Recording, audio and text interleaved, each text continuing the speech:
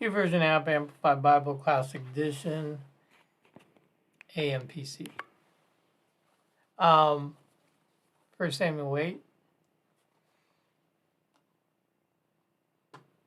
When Samuel was old, he made his sons judges over Israel. Now the name of the firstborn was Joel, and the name of the second Abijah. And where judges in Beersheba, his sons did not walk in his ways, but turned aside after gain, and took bribes and perverted justice. All elders of Israel assembled and came to Samuel at Ramah, and said to him, Behold, you are old, and your sons do not walk in your ways. Now appoint us a king to rule over us like all the other nations.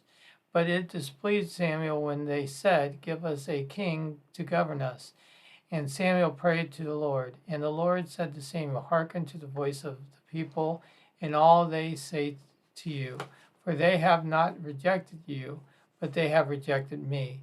And I should not be king over them, according to all the works which they have done since I brought them up out of Egypt, even to this day, forsaking me and serving other gods.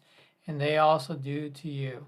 So listen now to their voice. Only solemnly warn them and show them the ways of the king who shall reign over them. So Samuel told all the words of the Lord to the people who asked of him a king. And he said, These will be the ways of the king who shall reign over you. He shall make you sons and appoint them to his chariots and to the horsemen, and to run before his chariots.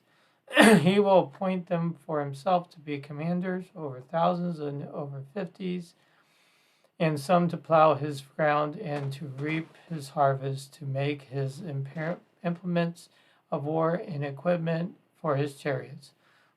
He will take your daughters to be perfumers, cooks, and bakers.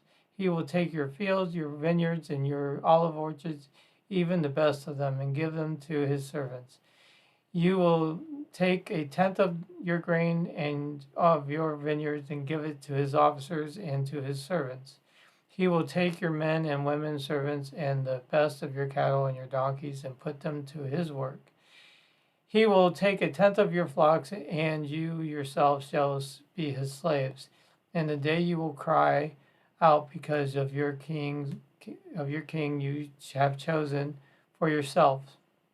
But the Lord will not hear you then. Nevertheless, the people refused to listen to the voice of Samuel.